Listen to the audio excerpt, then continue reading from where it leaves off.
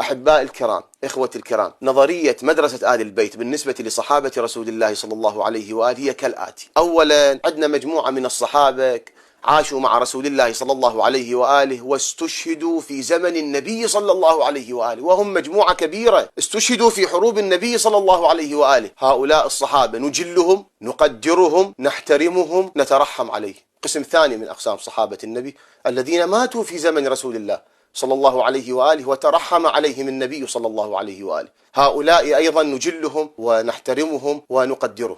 قسم ثالث الذين مات عنهم رسول الله صلى الله عليه وآله وهو راض عنهم، وهم مجموعة أيضا ليست بالقليلة، النبي مات وهو راض عنهم، هؤلاء أيضا نجلهم ونحترمهم ونقدرهم ونكن لهم كل الاحترام والتقدير. وهناك قسم رابع أيضا، وهم الذين لم يبقوا على نهج رسول الله بعد وفاته، وهؤلاء هم الذين أشار إليهم القرآن الكريم بقول الله تعالى: أفإن مات أو قتل انقلبتم على أعقابكم. هذه المجموعة وهذا القسم الوحيد ندرس حياتهم بطريقة علمية. هل في ذلك إشكال؟ قسم واحد من أقسام صحابة رسول الله صلى الله عليه وآله.